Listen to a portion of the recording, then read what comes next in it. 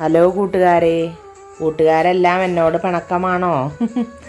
അതെ, കുട്ടികളുണ്ടെങ്കിൽ റെക്കോർഡ് ചെയ്യാൻ ഭയങ്കര ബുദ്ധിമുട്ടാണ്. പിന്നെ എനിക്ക് സമയം ഉണ്ടായിരുന്നില്ല, അതുകൊണ്ടാണ് റെക്കോർഡ് ഒന്നും ചെയ്തിടാഞ്ഞത്. ഞാൻ നിങ്ങളുടെ കമൻസൊക്കെ കാണുന്നുണ്ട്. അപ്പോൾ കേൾക്കുന്നവർ കമൻറ്റ് ചെയ്യുക, സപ്പോർട്ട് ചെയ്യുക. പിന്നെ സബ്സ്ക്രൈബ് ചെയ്യാത്തവരാണെങ്കിൽ സബ്സ്ക്രൈബ് ചെയ്തതിന് ശേഷം ഒന്ന് കേൾക്കാൻ ശ്രമിക്കുക. അപ്പോൾ നമുക്ക് കഥയിലേക്ക് പോകാം. എന്താടി, ഇന്നവിടെ കിടക്കായിരുന്നില്ലേ? നിന്റെ സ്വന്തക്കാരൊക്കെ അവിടെയല്ലേ? തമ്പുരു അത്രയും സമയം മയൂരിൻ്റെ ഫ്ലാറ്റിലായിരുന്നു. തിരിച്ച് ഫ്ലാറ്റിൽ വന്നതും നേരെ ജാനിയുടെ മുമ്പിൽ ചാടിക്കൊടുത്തു. അത് പിന്നെ അച്ചമ്മയുടെയും മുത്തശ്ശിയുടെയും കൂടെ ഒരുപാട് സമയം സംസാരിച്ചിരിക്കേണ്ടി വന്നു. സമയം പോയത് അറിഞ്ഞില്ല, തമ്പുരു അല്പം ഭയത്തോടെ പറഞ്ഞു. ഓ, നിനക്കിപ്പോൾ ഒരുപാട് ബന്ധുക്കളായല്ലോ അല്ലേ? അച്ഛൻ, അച്ചമ്മ, മുത്തശ്ശി, ജാനി പുച്ഛത്തോടെ പറഞ്ഞു. ചേച്ചിയുടെ ഭാഗത്തു നിന്നും മാത്രമാണ് ചിന്തിക്കുന്നത്. ഞാൻ എന്തിനാ അവരോട് ദേഷ്യം കാണിക്കണം? അല്ലെങ്കിലും മയൂർ സാർ എൻ്റെ അച്ഛനാണ് എന്ന് അറിയുന്നതിന് മുമ്പ് തന്നെ എനിക്ക് സാറിനെ ഇഷ്ടമായിരുന്നു. ഇപ്പോഴും അങ്ങനെ തന്നെയാണ് എന്ന് കരുതി അവരൊന്നും ചേച്ചിയേക്കാൾ മുകളിലല്ല. എനിക്കെല്ലാവരും വേണം. ചേച്ചി, അച്ഛൻ, മുത്തശ്ശി, അച്ചമ്മ, അപ്പച്ചി. ചെറിയ കുട്ടിയായിരുന്ന സമയത്ത് മറ്റു കുട്ടികൾ അവരുടെ ബന്ധുക്കളെ പറ്റി പറയുന്നതും അവരുടെ വീട്ടിൽ വിരുന്നു പോകുന്നതും എല്ലാം കേൾക്കുമ്പോൾ എനിക്ക് എന്ത് കൊതിയായിരുന്നെന്നോ. എനിക്കില്ലല്ലോ എവിടെയും വിരുന്നു പോകാൻ എന്നോർത്ത്. ആകെ ഉണ്ടായിരുന്ന ബന്ധു എന്ന് പറയാൻ ആ നീലിമ സിസ്റ്റർ മാത്രമായിരുന്നു. പിന്നെ എനിക്ക് ചേച്ചി മാത്രമല്ലേ ഉള്ളൂ എന്ന ചിന്തയിൽ ദുഃഖങ്ങളെല്ലാം മനസ്സിൽ അടക്കി അങ്ങനെ കഴിഞ്ഞു, തമ്പുരു ദുഃഖത്തോടെ പറഞ്ഞു. ബന്ധുക്കൾ? എന്ത് ബന്ധുക്കൾ? എൻ്റെ ബന്ധുക്കൾ മാത്രമേ എന്നെ ഇത്ര അധികം ദ്രോഹിച്ചിട്ടുള്ളൂ. ആവശ്യം കഴിഞ്ഞപ്പോൾ കറിവേപ്പില പോലെ വലിച്ചെറിഞ്ഞു എന്നെ അവർ. നീ എന്നെ പഴയതൊന്നും ഓർമ്മിപ്പിക്കരുത് തമ്പുരു. നിനക്ക് ബന്ധുക്കൾ വേണമെന്നുണ്ടെങ്കിൽ നിനക്ക് അവരുടെ കൂടെ പോകാം. പക്ഷേ നീ ഒരു കാര്യം ഓർത്തോ, പിന്നീട് ഒരിക്കലും നീ എന്നെ അന്വേഷിച്ചു വരരുത്, ജാനി ഉറച്ച സ്വരത്തോടെ പറഞ്ഞു. ജാനിയുടെ വാക്കുകൾക്ക് മുന്നിൽ മറുപടിയൊന്നും പറയാൻ കഴിയാതെ കലങ്ങിയ കണ്ണുകളോടെ തമ്പുരു മുറിയിലേക്ക് കയറിപ്പോയി. ജാനി, ഇതല്പം കൂടിപ്പോയി. ഇവരുടെ സംസാരം കേട്ട് നിന്ന മെറിൻ ജാനിയോടായി പറഞ്ഞു. അതെ, കൂടിപ്പോയി. നീയൊക്കെ ഇപ്പോൾ അയാളുടെ പക്ഷം ചേർന്നു എന്ന് എനിക്കറിയാം. ഈ ജാനി എന്നും തനിച്ചാ. പറക്കമറ്റാത്ത പ്രായത്ത് തനിച്ചായി പോയതായി ഞാൻ. അവിടെ നിന്നും കുറേ കഷ്ടപ്പെട്ടിട്ടാണെങ്കിലും ഒറ്റയ്ക്ക് തന്നെയാണ് ഞാൻ ജീവിച്ചത്. ഇനിയും അങ്ങനെ തന്നെയായിരിക്കും, ജാനി ഉറച്ച സ്വരത്തോടെ പറഞ്ഞു. ഇതാണ് മോളെ നിന്റെ കുഴപ്പം. ചോദ്യവും ഉത്തരവും നീ തന്നെ പറയുന്നു. ഞാൻ ഇതൊന്നുമല്ല നിന്നോട് പറയാൻ വന്നത്. നീ അനുഭവിച്ച യാതനകളും വേദനകളും ഇവിടെ ആരും നിസ്സാരമായി കാണുന്നില്ല. പക്ഷേ ജാനി, നീ ഒന്ന് ഓർക്കണം. നീ ഗർഭിണിയാണ് എന്നറിഞ്ഞ നിമിഷം മുതൽ നിന്നെ സ്വീകരിക്കാനും സഹായിക്കാനുമായി മാണിക്യശ്ശേരിയിലെ എല്ലാവരും നിന്റെ അടുത്ത് വന്നു. പക്ഷേ നീ അവരെ എല്ലാം നിന്നിൽ നിന്നും അകറ്റി നിർത്തി. എന്നിട്ടും നീ പോലും അറിയാതെ അവർ നിന്നെ ഒരുപാട് സഹായിച്ചില്ലേ? സ്വന്തം മകൾ കൺമുന്നിൽ വളർന്നിട്ടും അവളെ ഒന്ന് താലോലിക്കാനോ വളർത്താനോ ഒന്നും മയൂർ സാറിന് കഴിഞ്ഞില്ല. നിന്റെയും തമ്പുരുവിൻ്റെയും മുന്നിൽ വരാതെ സാറ് മറഞ്ഞു നിന്നു 15 വർഷത്തോളം. അത് സാറിൻ്റെ ബലഹീനതയായി നീ കാണരുത്. നിന്നോട് ചെയ്ത തെറ്റിൻ്റെ പൂർണ്ണ ബോധ്യം മനസ്സിലുള്ളതുകൊണ്ട് മാത്രമാണ് നിന്റെ വാശിയെല്ലാം സമ്മതിച്ചു കൊടുത്ത് സാറ് മറഞ്ഞു നിന്നത്. നീ ഒന്ന് ഓർത്തു നോക്കിയേ ജാനി, തമ്പുരുവിനെ സാറിൽ നിന്നും നീ എത്രമാത്രം അകറ്റാൻ നോക്കി. പക്ഷേ നീ അകറ്റാൻ നോക്കും തോറും അവൾ സാറിനോട് കൂടുതൽ അടുക്കുകയല്ലേ ചെയ്തത്. അതെന്തുകൊണ്ടാണെന്ന് നിനക്കറിയോ? അതാണ് മോളെ രക്തബന്ധം. രക്തബന്ധത്തിൻ്റെ ശക്തി.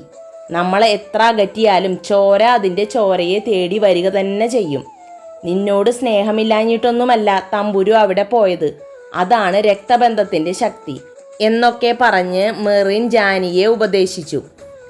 രക്തബന്ധം? നീ എനിക്ക് മോട്ടിവേഷൻ ക്ലാസ് ഒന്നും തരണ്ട. ഏകദേശം തമ്പുരുവിൻ്റെ ഈ പ്രായത്തിലാണ് അയാൾ എന്നെ വിവാഹം കഴിക്കുന്നത്.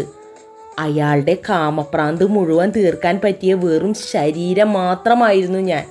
ഇപ്പോഴത്തെ കാലത്ത് മോഡേൺ ഭാഷയിൽ സെക്സ് ഡോൾ എന്നൊക്കെ പറയാം അല്ലേ? ആ വലിയ വീട്ടിൽ കിടന്ന് ഞാൻ ഒരുപാട് അനുഭവിച്ചു. ഞാനന്ന് മരിച്ചു പോയെങ്കിൽ കൂടി ഒരു പട്ടി ചത്ത വിലയെ മാണിക്യശ്ശേരിയിലുള്ളവർ അന്ന് എനിക്ക് തരൂ. അയാൾ ബോധമില്ലാതെ ചെയ്തു പോയതാണെന്ന് പറഞ്ഞ് ആരും ന്യായീകരിക്കാൻ വരണ്ട. അയാൾ അന്ന് തന്ന മുറിവുകൾ എൻ്റെ ശരീരത്തിൽ ഉണങ്ങിയെങ്കിലും മനസ്സിൽ ഇപ്പോഴും ആ മുറിവുകൾ നീറിക്കൊണ്ടിരിക്കുന്നു. സത്യത്തിൽ അന്നു മുതൽ എനിക്ക് ശരിക്കും ഉറങ്ങാനേ കഴിഞ്ഞിട്ടില്ല. നീയും തമ്പുരുവും എന്നെ എപ്പോഴും കളിയാക്കാറില്ലേ, എന്നും ആരെങ്കിലും പീഡിപ്പിക്കുന്ന സ്വപ്നം മാത്രമേ ഞാൻ കാണൂ എന്ന് പറഞ്ഞ്. പണ്ട് അയാൾ എനിക്ക് സമ്മാനിച്ച ഓർമ്മകളാണ് ഇപ്പോൾ എൻ്റെ ഉറക്കത്തെ കെടുത്തുന്നത്. ഉറക്കത്തിൽ ഞാൻ ഞെട്ടി ഉണരുന്നത്. ഓർമ്മകളെല്ലാം അയാൾക്ക് തിരിച്ചു കിട്ടിയപ്പോഴോ അയാൾക്ക് എന്നെ വേണ്ടാതായി. പഴയ പ്രണയത്തെ തേടി എന്നെ ഉപേക്ഷിച്ചു പോയി. പിന്നീട് ആ പഴയ പ്രണയം തകർന്നപ്പോഴാണെന്ന് തോന്നുന്നു രണ്ടാമതും എന്നെ തേടി വന്നത്. അങ്ങനെയുള്ള ഒരാളെ ഞാൻ എങ്ങനെ വിശ്വസിക്കും? ഇനിയും മറ്റൊരു പ്രണയം അയാൾക്കുണ്ടായാൽ എന്നെ അയാൾ ഉപേക്ഷിക്കില്ലേ? രാവണനാണയാൾ, 10 തലയുള്ള രാവണൻ. ആദ്യം സ്കൂള് വാങ്ങി, എന്നെ അവിടെ ലോക്കാക്കി. പിന്നെ തമ്പുരുവിനെ എന്നിൽ നിന്നും അകറ്റി അയാളുടെ പക്ഷത്ത് ചേർത്തു. ഞാൻ അയാളുടെ ഭാര്യയാണ് എന്ന് എല്ലാവരെയും അറിയിച്ചു. ഇതൊക്കെ അയാളുടെ തന്ത്രമാണ്. എന്നെ അയാളുടെ അടുത്തേക്ക് എത്തിക്കാനുള്ള വെറും തന്ത്രങ്ങൾ മാത്രം. പക്ഷേ എൻ്റെ അടുത്ത് അത് വിലപ്പോവില്ല. ഈ ജന്മം ഞാൻ അയാളുടെ ഭാര്യയായി ജീവിക്കില്ല, അവൾ കണ്ണീരോടെ പറഞ്ഞു. ജാനിയുടെ വാക്കുകൾക്ക് മുന്നിൽ ഒന്നും പറയാൻ കഴിയാതെ മെറിൻ തരിച്ചു നിന്നുപോയി. പിറ്റേ ദിവസം ജാനി സ്കൂളിൽ പോകാൻ റെഡിയാകുന്ന സമയം കോളിംഗ് ബെൽ കേട്ട് അവൾ പോയി ഡോറ് തുറന്നു. മുന്നിൽ നിൽക്കുന്ന ആളെ കണ്ട് അവളുടെ കണ്ണുകൾ കുറുകി. എനിക്ക് അകത്തേക്ക് വരാമോ? നേർത്ത ശബ്ദത്തോടെ മുത്തശ്ശി പറഞ്ഞു. ജാനി അതിന് മറുപടിയൊന്നും പറഞ്ഞില്ല. ഒന്നും പറയാതെ അവൾ വാതിൽ മുഴുവനായി തുറന്നു കൊടുത്തു. അതിനുശേഷം അല്പം നീങ്ങി നിന്നു. മുത്തശ്ശി സാവധാനം അകത്തേക്കു കയറി ജാനിയെ അടിമുടിയൊന്നു നോക്കി. മോൾക്ക് എന്നോട് വെറുപ്പായിരിക്കും അല്ലേ? ദയനീയമായി മുത്തശ്ശി അവളോട് ചോദിച്ചു. എനിക്ക് ആരോടും ദേഷ്യമോ വെറുപ്പോ ഒന്നുമില്ല മുത്തശ്ശി. മുത്തശ്ശി വന്ന കാലിൽ നിൽക്കണ്ട, അങ്ങോട്ട് ഇരിക്കാം, സോഫ ചൂണ്ടിക്കാട്ടിക്കൊണ്ട് അവൾ പറഞ്ഞു. ഒരു നിറമില്ലാത്ത പുഞ്ചിരി അവൾക്ക് നൽകിക്കൊണ്ട് മുത്തശ്ശി സോഫയിൽ കയറിയിരുന്നു. മാണിക്കശ്ശേരി തറവാട് അടക്കി ഭരിച്ചിരുന്ന ബാലാമണി മുത്തശ്ശിയുടെ പഴയ ശൗര്യമൊക്കെ എങ്ങോ പോയ പോലെ അവൾക്ക് തോന്നി. ഇപ്പോൾ കണ്ടാൽ ഒരു പാവം തോന്നുന്ന പ്രകൃതം. ഇരിക്കുമോളെ, ജാനിയെ നോക്കി ദയനീയമായി മുത്തശ്ശി പറഞ്ഞു. മുത്തശ്ശിയുടെ വാക്കുകൾ അനുസരിച്ചതുപോലെ അവൾ അപ്പോൾ തന്നെ സോഫയിലിരുന്നു. കുറച്ച് സമയത്തേക്ക് അവർ പരസ്പരം ഒന്നും മിണ്ടിയില്ല. ഞാൻ ഇങ്ങോട്ട് വന്നത് മോൾക്ക് ഇഷ്ടായില്ലേ? ഇഷ്ടായില്ലെങ്കിലും അത്ഭുതമൊന്നുമില്ല. അത്രയ്ക്ക് ദ്രോഹം ഞാൻ നിന്നോട് ചെയ്തിട്ടുണ്ട്. സ്വാർത്ഥതയായിരുന്നു മോളെ, എൻ്റെ കണ്ണനോട് മാത്രമുള്ള സ്വാർത്ഥത. ഓർമ്മ നഷ്ടപ്പെട്ട് അവൻ അമേരിക്കയിൽ നിന്ന് വന്നപ്പോൾ ചങ്ക് തകർന്നു പോയി എൻ്റെ. എന്ത് വില കൊടുത്തും എൻ്റെ കണ്ണനെ തിരിച്ചു കൊണ്ടുവരണമെന്ന ഒരു ലക്ഷ്യമേ എനിക്കുണ്ടായിരുന്നുള്ളൂ. ലോകത്ത് ഒരു സ്ത്രീകളും ചെയ്യാത്ത ദ്രോഹമാണ് ഞാൻ നിന്നോട് ചെയ്തത്. അതും എൻ്റെ പേരക്കുട്ടിയുടെ അതേ പ്രായമുള്ള നിന്നോട്. പറ്റിപ്പോയി മോളെ. അന്നു മുതൽ ഇന്ന് വരെ എനിക്ക് ശരിക്കും ഉറങ്ങാനേ കഴിഞ്ഞിട്ടില്ല. 16 കൊല്ലായി മോളെ എൻ്റെ സമാധാനം നഷ്ടപ്പെട്ടിട്ട്. ഇപ്പോൾ വയസ്സ് 80. ഇനി എനിക്ക് അധികകാലം ഒന്നുമില്ല. മോൾ എന്നോട്. മുത്തശ്ശി പറഞ്ഞു മുഴുവിപ്പിക്കും മുമ്പേ ജാനി നിർത്താൻ എന്ന പോലെ കൈപ്പത്തി നിവർത്തി കാണിച്ചു. പിന്നീട് തുടർന്നു. മതി, നിർത്ത് കുമ്പസാരിച്ചത്. എനിക്ക് ആരുടെയും കുമ്പസാരം കേൾക്കണ്ട. ഞാൻ നിങ്ങളെ ആരെയും ദ്രോഹിക്കാൻ വന്നില്ലല്ലോ. ഞാനും എൻ്റെ മോളും ഇവിടെ ഒതുങ്ങി ജീവിക്കുകയായിരുന്നു. മുത്തശ്ശിയുടെ പേരക്കുട്ടിയാണ് ഇവിടെ വന്ന് പിന്നെയും പ്രശ്നങ്ങൾ ഉണ്ടാക്കി തുടങ്ങിയത്. അവൾ അല്പം ദേഷ്യത്തോടെ പറഞ്ഞു. മോളെ, നിന്റെ മനസ്സിലെ പക ഒരിക്കലും തീരില്ല എന്ന് എനിക്കറിയാം. അത്രയ്ക്ക് ദ്രോഹങ്ങൾ ഞങ്ങൾ നിന്നോട് ചെയ്തിട്ടുണ്ട്. പക്ഷേ ഞങ്ങളോട് അല്പം കരുണ കാണിച്ചുകൂടെ? ഈ കിളവിക്ക് നാളേക്ക് 80 വയസ്സ് ആകും. എല്ലാ വർഷവും എൻ്റെ പിറന്നാൾ മാണിക്കശ്ശേരിയിലാണ് ആഘോഷിക്കാറ്. നാളെ ഇവിടെ വെച്ച് ആഘോഷിക്കാമെന്നാണ് ഞാൻ കരുതുന്നത്. വലിയ ആഘോഷമൊന്നുമില്ല. ഉച്ചയ്ക്ക് ഇലയിട്ട് ഒരു സദ്യ, വൈകിട്ട് ചെറിയൊരു പാർട്ടി. ദേ, ബർത്ത്ഡേ പാർട്ടി ക്ഷണിക്കാനാണെങ്കിൽ എനിക്ക് വരാൻ സമയമുണ്ടാകില്ല. നാളെ ക്ലാസ് ഉണ്ട്. ജാനി ഒരു ദാക്ഷിണ്യവുമില്ലാതെ ഉറച്ച സ്വരത്തിൽ പറഞ്ഞു. നാളെ സ്കൂള് കഴിഞ്ഞ് വൈകിട്ട് വന്നുകൂടെ? ഈ കിളവിയുടെ ഒരു ആഗ്രഹമാണ് നിങ്ങളെല്ലാവരും കൂടി ഒരു പിറന്നാൾ ആഘോഷിക്കുന്നത്. ഒരു പക്ഷേ അടുത്ത പിറന്നാളിന് ഞാൻ ജീവിച്ചിരിക്കുമോ ഇല്ലയോ എന്നറിയില്ല. ചെയ്തു പോയതിനും പറഞ്ഞു പോയതിനുമെല്ലാം എന്നോട് ക്ഷമിച്ചിട്ട് മോള് നാളെ എൻ്റെ പിറന്നാൾ ആഘോഷത്തിൽ പങ്കെടുക്കണം.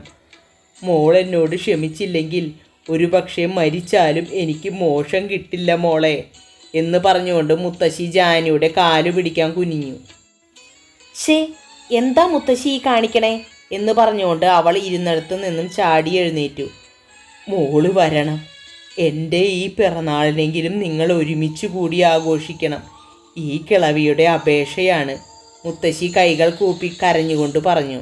മുത്തശ്ശിയുടെ ഈ പ്രവൃത്തിയിൽ ജാനി തരിച്ചു നിന്ന് പോയി. അവളുടെ കൈകൾ പിടിച്ച് നാളെ ഫംഗ്ഷന് വരണമെന്ന് ഒരു വട്ടം കൂടി അപേക്ഷിച്ചതിന് ശേഷം മുത്തശ്ശി ആ ഫ്ലാറ്റ് വിട്ടുപോയി. ഈ സംഭവങ്ങളെല്ലാം മറഞ്ഞു നിന്ന് കണ്ടുകൊണ്ടിരുന്ന മെറിൻ്റെയും തമ്പുരുവിൻ്റെയും മിഴികൾ നിറഞ്ഞൊഴുകി. പക്ഷേ അവർ ജാനിയോട് ഇതേപ്പറ്റിയൊന്നും തന്നെ പറഞ്ഞില്ല.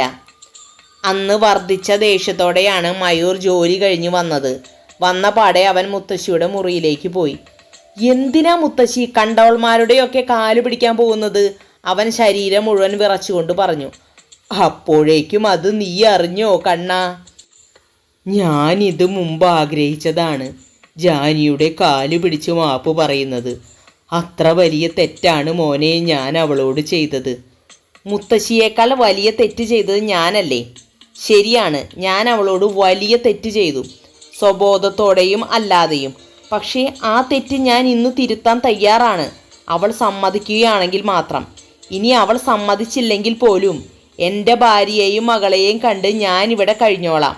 പക്ഷേ അതിൻ്റെ പേരിൽ മുത്തശ്ശി അവളുടെ കാല് പിടിക്കാൻ പോകേണ്ട കാര്യമില്ല.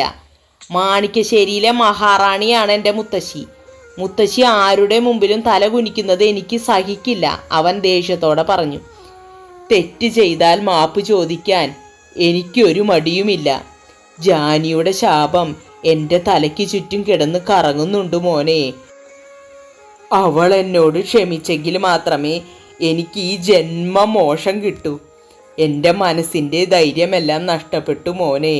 ഇപ്പോൾ മനസ്സിൽ ചെയ്ത തെറ്റിനോടുള്ള പശ്ചാത്താപം മാത്രമേയുള്ളൂ, നിറഞ്ഞ കണ്ണുകളോടെ മുത്തശ്ശി പറഞ്ഞു. മുത്തശ്ശിയുടെ ഈ അവസ്ഥ കണ്ടതും അവന് സഹിക്കാൻ കഴിഞ്ഞില്ല. അവൻ അപ്പോൾ തന്നെ ആ മുറി വിട്ടുപോയി നേരെ ബാൽക്കണിയിൽ പോയി കണ്ണടച്ചിരുന്നു.